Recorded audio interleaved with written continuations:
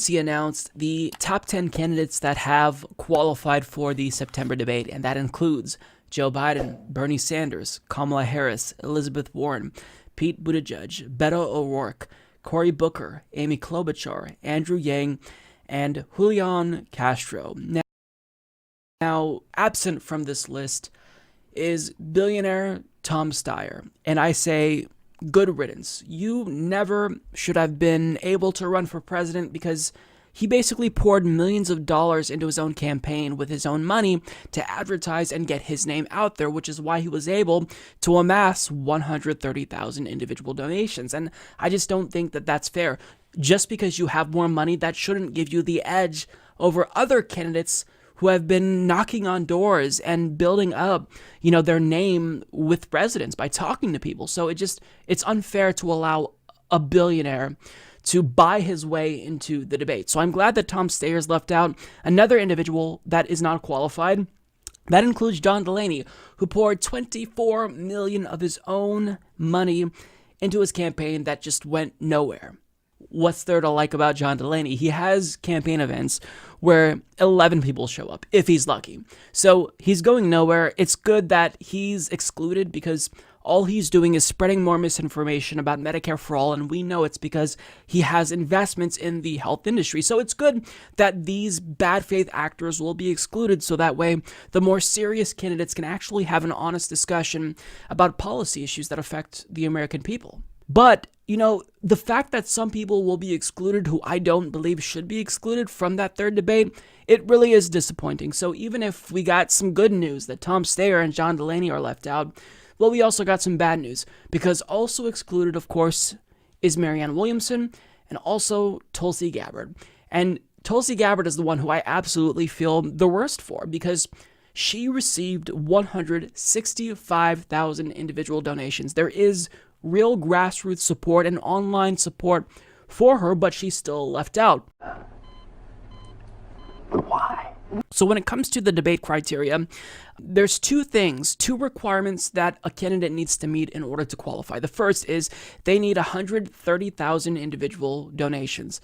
Tulsi blew that out of the water. But the second requirement that they need to meet is they need to poll at a minimum of 2% in 4 DNC qualifying polls.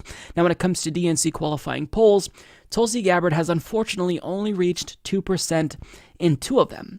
Now, when it comes to polls not qualified by the DNC, Tulsi Gabbard has reached 2% or higher in 24 of them.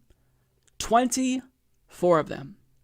So this is a situation that is identical to the Mike Gravel situation. He reached that 65,000 individual donor threshold. He met the polling threshold, but he was still excluded. And individuals like Steve Bullock and John Delaney ended up taking his place. And now, even if it's the case that in 24 polls, Tulsi Gabbard met the polling requirement, well, unfortunately, the DNC doesn't consider these polls qualifying polls. I'm running away. Therefore, she will be excluded. She only met one of the 2 requirements according to the DNC. Now, what organizations have conducted these polls that the DNC considers non-qualifying? Well, these aren't from fringe organizations. They're fairly reputable. In fact, I'd say that they're very reputable if you take what 538 has to say with regard to their analysis of these polls. This includes Harvard-Harris, Emerson, The Economist and YouGov, HarrisX, Change Research, Gravis Marketing, Suffolk University, and the Boston Globe. So it's not like these are fringe polling organizations, and 538 gives them as high of grades, if not higher, than some DNC qualifying polls. So, for example, CNN's poll is considered qualifying according to the DNC, but they have a B+, as does Emerson and Suffolk. But those aren't DNC qualifying polls. Now, maybe it's because CNN conducted a poll in conjunction with SSRS, which has an A-, but the point is we're not sure why the DNC considers some polling organizations qualifying and why some are not qualifying. The criteria seems completely arbitrary and random. So what Tulsi Gabbard has done is, I think, very reasonably called on the DNC to be transparent.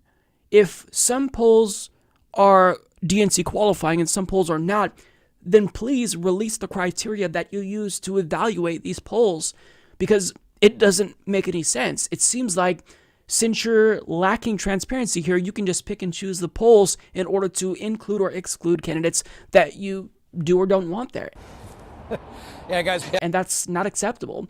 So Tulsi's campaign released a statement, and here's a couple of paragraphs from that statement. The presidential campaign of U.S. Congresswoman Tulsi Gabbard is calling on the Democratic National Committee to revise their list of debate qualifying polls to ensure transparency and fairness in light of numerous irregularities in the selection and timing of those polls. The Gabbard campaign is calling on the DNC to hold true to their promise and make adjustments to the process now to ensure transparency and fairness.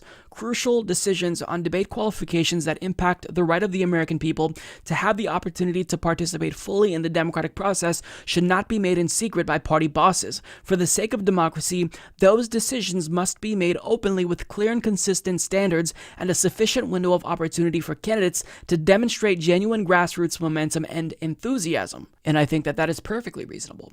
So what happened to Tulsi Gabbard here is exactly what happened to Mike Gravel, except I would argue that Tulsi Gabbard even has a stronger case to be included than Mike Gravel because she blew that first requirement out of the park, and there's enough polls where she reached at least 2% to where it feels wrong to exclude her, but yet here we are. Now, Tulsi is not my number one candidate. Bernie Sanders is my number one candidate. Bernie Sanders is my first, second, third, fourth, so on and so forth choice. But Tulsi Gabbard is a good candidate. I have my criticisms of her, but I think that her being on that debate stage, it does, to an extent, push the Overton window to the left, at least with regard to foreign policy, if she gets the chance to speak enough. So to not have her there is frustrating just from a policy standpoint, but in terms of the optics, after that debacle that happened in 2016, the DNC should be going out of their way to be fair to candidates and extra transparent. But we're not getting that here. And I'm not just going to care about fairness and transparency when it affects my candidate. The standards should be universal, and they should be applied equally to each and every single candidate. There's been countless times when the Democratic Party establishment will use their institutional advantages to marginalize grassroots candidates, and I think that that is totally unacceptable. I think that making grassroots fundraising one of the requirements to qualify for the debates in the first place was a great idea. But at the same time, if you're not going to be transparent, then you're not going to garner trust. You're not going to win back the people you lost after what you did in 2016. We have to have a consistent standard, and the DNC should be held to a consistent standard, and we're not getting that here.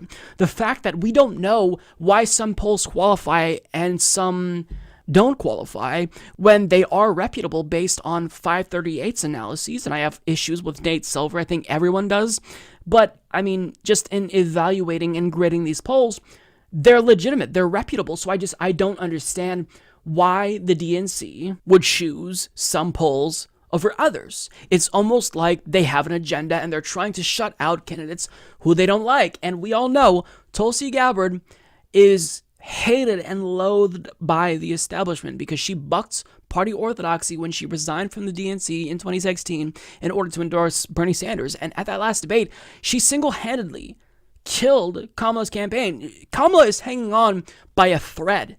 So they don't want Tulsi Gabbard to get in there and, throw that death blow to Kamala Harris.